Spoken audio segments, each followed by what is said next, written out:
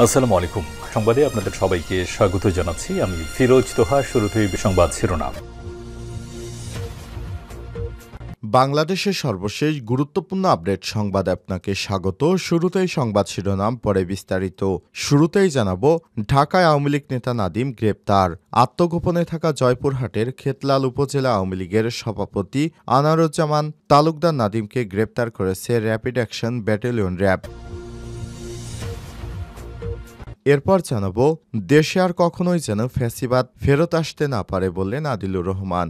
গৃহায়ন এবং গণপূর্ত উপদেষ্টা আদিলুর রহমান খান বলেছেন, বাংলাদেশে যেন আর কখনোই ফ্যাসিবাদ ফেরত আসতে না পারে। শুক্রবার ৩ জানুয়ারি চট্টগ্রামের পাঁচলায় জুলাই স্মৃতি উদ্যান উদ্বোধন শেষে তিনি সাংবাদিকদের এসব কথা জানান।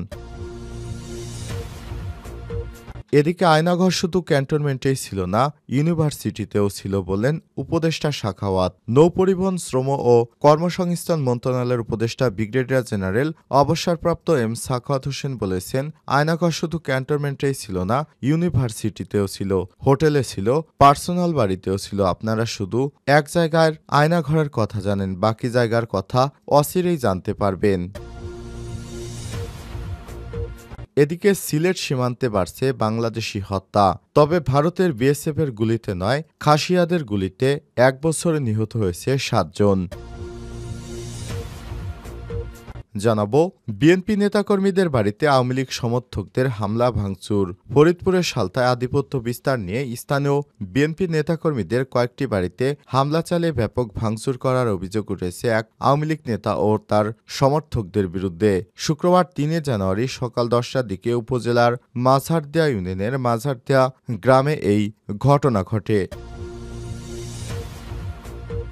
এবং সর্বশেষ জানাবো, ভারতের ভূখণ্ড নিয়ে নতুন ২ প্রশাসনিক অঞ্চল ঘোষণা চীনের উইঘুর মুসলিম অধ্যুষিত জিনজিয়াং প্রদেশের আরও ২টি নতুন প্রশাসনিক অঞ্চল কাউন্টি প্রতিষ্ঠা করেছে বেইজিং। তবে ভারতের দাবি, নতুন এই ২ অঞ্চলের কিছু অংশ তাদের লাদাখের ভূখণ্ডের ভেতরে পড়েছে।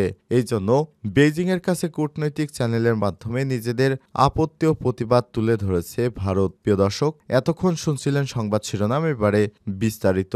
তবে তার আগে বন্ধুরা, অনুরোধ থাকবে সংবাদটিতে একটি লাইক দিন। এই চ্যানেলে আপনি নতুন হয়ে থাকলে আমাদের সংবাদটি দেখতে দেখতে চ্যানেলটি সাবস্ক্রাইব করে রাখুন, যাতে করে বন্ধুরা আমাদের পরবর্তী লেটেস্ট আপডেট সংবাদগুলো সবার আগে আপনার কাছে পৌঁছে যায়। কমেন্ট করে আপনার মূল্যবান মতামত জানিয়ে দিন বন্ধুরা, আপনি বিশ্বের কোন দেশ থেকে বা বাংলাদেশের কোন স্থান থেকে আমাদের সংবাদটি দেখছেন এবং শুনছেন। এবারে বিস্তারিত। ঢাকায় আওয়ামী লীগ নেতা নাদিম গ্রেপ্তার।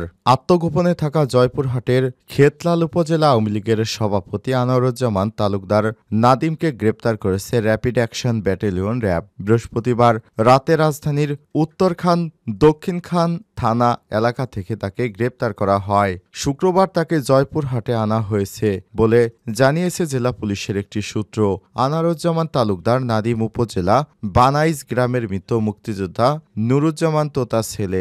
আনারুজ্জামান তালুকদার আলমপুর পরিষদ ইউপি চেয়ারম্যান। ছাত্র জনতার অভ্যুত্থানের পর তার নামে জয়পুরহাটে হত্যাসহ ১৪টি মামলা হয়েছে। গত ৫ই আগস্টের পর থেকে আনারুজ্জামান তালুকদার নাদিম আত্মগোপনে ছিলেন। জেলা গোয়েন্দা শাখা উপপরিদর্শক এসআই জাহাঙ্গীর আলম বলেছেন, আনারুজ্জামান তালুকদার নাদিমের বিরুদ্ধে ৬টি মামলা রয়েছে। র্যাবের একটি দল বৃহস্পতিবার রাতে তাকে রাজধানী উত্তরার দক্ষিণ থানা এলাকা থেকে গ্রেপ্তার করেছে। আমরা তাকে নিতে ঢাকায় এসেছি। জয়পুরহাট সদর থানার ভারপ্রাপ্ত কর্মকর্তা ওসি শাহেদাল মামুন বলেছেন, ঢাকায় আনারুজ্জামান তালুকদার নাদিম গ্রেপ্তার হয়েছেন, জয়পুরহাটে তাকে আনা হচ্ছে। দেশে আর কখনোই যেন ফ্যাসিবাদ ফেরত আসতে না পারে আদিলুর রহমান। গৃহায়ন এবং গণপূর্ত উপদেষ্টা আদিলুর রহমান খান বলেছেন, বাংলাদেশে যেন আর কখনোই ফ্যাসিবাদ ফেরত আসতে না পারে। শুক্রবার ৩ জানুয়ারি চট্টগ্রাম পাঁচলায় জুলাই স্মৃতি শহীদ উদ্বোধন শেষে তিনি সাংবাদিকদের বলেন, এদিন পতেঙ্গায় শহীদ ওয়াসিম আকরাম এলিভেটেড এক্সপ্রেসওয়ের টোল আদায় কার্যক্রম উদ্বোধন করেন উপদেষ্টা আদিলুর রহমান খান। বলেন, আগামীর প্রজন্ম যেন এই উদ্যানে এসে বা উড়াল সেতুর উপর দিয়ে তার সময় শহীদদের কথা মনে রাখতে পারে, তাদের ত্যাগের কথা মনে রাখতে পারে। এ সময় তিনি বলেছেন, শহীদদের নিয়ে কোনো বিতর্ক থাকবে না। শহীদরা শহীদ, তাদের তালিকা দেয়া থাকবে। শহীদদের সম্মান দেয়া সবার দায়িত্ব। উপদেষ্টা বলেছেন, যারা অন্যায় অবিচারের বিরুদ্ধে, ফ্যাসিবাদের বিরুদ্ধে গত 15.5 বছর ধরে অন্যায়ের বিরুদ্ধে যারা সংগ্রাম করছেন, জীবন দিয়েছেন, তাদেরও একই সঙ্গে স্মরণ করছি। তিনি বলেন, চট্টগ্রাম কেন্দ্রীয় শহীদ মিনারে দৃশ্যমান করার কাজ মেয়র করবেন। উদ্যানের জায়গায় সবার জন্য উন্মুক্ত, কোনো গোষ্ঠীর ব্যবহারের জন্য না। পরিষ্কার পরিচ্ছন্নতা বজায় রাখতে হবে যেন মানুষ সব কাজ করতে পারে। সেই কাজগুলো আমরা চেষ্টা করছি। সবার সহযোগিতা এটা বাস্তবায়ন করতে হবে। উপদেষ্টা আরও বলেন, বড় বিষয় হচ্ছে চট্টগ্রামে জলবদ্ধতা। এটি আমাদের নজরে আছে। জলবদ্ধতা থেকে যেন মানুষ মুক্তি পায়, সেই পথে এগোচ্ছে সরকার। সেই অনুযায়ী মেয়র, সিডিএ, ডিসি সবাইকে নিয়ে ঐক্যবদ্ধভাবে কাজ করতে হবে। আয়নাগর শুধু ক্যান্টনমেন্টেই ছিল না, ইউনিভার্সিটিতেও ছিল বলেন উপদেষ্টা সাখাওয়াত। নৌ পরিবহন এবং শ্রম কর্মসংস্থান মন্ত্রণালয়ের উপদেষ্টা ব্রিগেডিয়ার জেনারেল অবসরপ্রাপ্ত এম সাখাওয়াত হোসেন বলেছেন, আয়নাগর শুধু ক্যান্টনমেন্টেই ছিল না, ইউনিভার্সিটিতেও ছিল, হোটেলে ছিল, পার্সোনাল বাড়িতেও ছিল। আপনারা শুধু এক জায়গার কথা জানেন, বাকি কথাগুলো জানেন না। অচিরেই হয়তো জানতে পারবেন। আজ শুক্রবার 3 জানুয়ারি দুপুরে 12টায় খুলনার সরকারি সুন্দরবন আদর্শ কলেজের সুবর্ণ জয়ন্তী ও 56 বছর পূর্তি অনুষ্ঠানে প্রধান অতিথির বক্তৃতায় তিনি এসব কথা বলেছেন। উপদেষ্টা বলেন, যতদিন আমরা থাকি চেষ্টা করব মানুষ ও দেশের জন্য কিছু করার। দেশটা এমন তছনছ হয়ে গেছে যে ঠিক করা ভেরি ডিফিকাল্ট। শুধু আমাদের জন্য নয়, আগামীতে যারা সরকারে আসবে তাদের জন্য। সবাই মিলে দেশটাকে এগিয়ে নিয়ে যেতে হবে। এদেশে এমন চুরি হয়েছে, এই চুরিকে আমি সাগর চুরি বলি না, প্রশান্ত মহাসাগরের মতো চুরি হয়েছে। এ সময় তিনি বলেছেন, বৈষম্যবিরোধী ছাত্র আন্দোলন প্রায় 2000 তরুণ জীবন দিয়েছে। আমরা সবাই তাদের অবদানকে স্বীকার করি। আমাদের তরুণ প্রজন্ম যে ত্যাগ স্বীকার করেছে, এটা আপনারা বৃথা যেতে দেবেন না।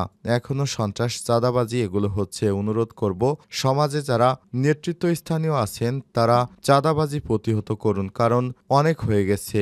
এর জন্যই আজ এই অবস্থা দেশের। এ সময় তিনি বলেছেন, একসময় খুলনা নগরীতে মোংলা বন্দরের অফিস ছিল।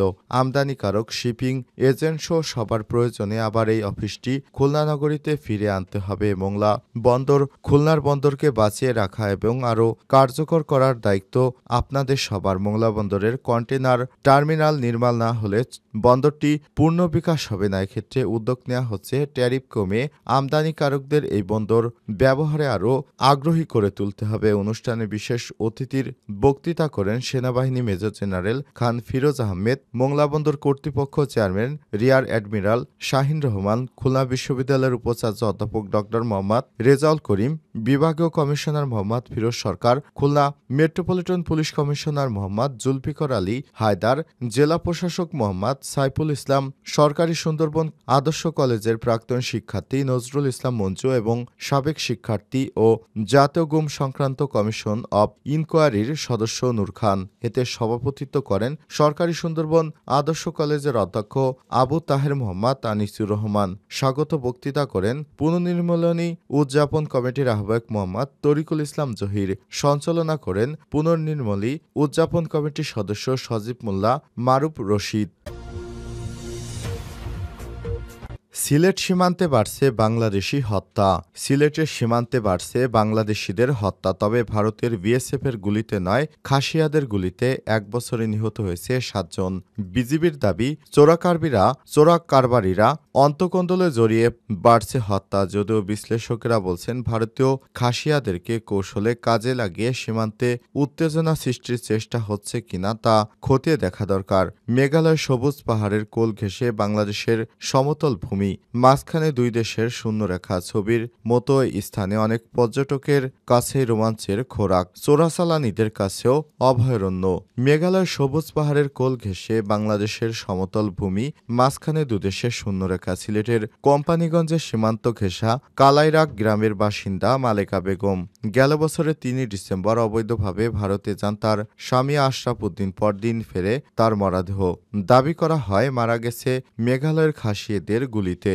একই বছরে ১৪ জুলাই ভারতীয় অংশে গরু আনতে গিয়ে খাসিয়াতের হাতে হত্যার শিকার দয়ার বাজারের কাউসার আহমেদ। খোঁজ নিয়ে জানা গেছে, সিলেটের সীমান্ত এলাকা কোম্পানিগঞ্জ, গোয়াইনঘাট, জৈন্তাপুর, কানাইঘাট, বিয়ানীবাজার ও জকিগঞ্জ এর মধ্যে ৪ সীমান্ত এলাকায় এক বছরে প্রাণ গেছে ৭ বাংলাদেশির, যারা প্রায় সবাই ভারতীয় খাসিয়াদের হাতে নিহত হয়েছে। বাংলাদেশি খাসিয়া হেডম্যান বিষয়টির নিন্দা জানিয়েছে। সিলেট বিজিবির সেক্টর কমান্ডার মোহাম্মদ সাইফুল ইসলাম চৌধুরী বলেছেন, নিজেদের মধ্যে দ্বন্দ্ব নিয়ে একে অন্যের প্রতি চড়াও হচ্ছে চোরাকারবারিরা। ডক্টর মোহাম্মদ নজরুল ইসলাম বলেছেন, খাসিয়াদের কৌশলে কেউ কাজে লাগিয়ে সীমান্তে উত্তেজনা সৃষ্টির চেষ্টা করছে কিনা তা খতিয়ে দেখা দরকার। সীমান্তে হত্যা বন্ধে ভারত বাংলাদেশের উদ্যোগ না নিলে ভবিষ্যতে অন্তঃসম্পর্কে ছেদ পড়ার আশঙ্কা অনেকের।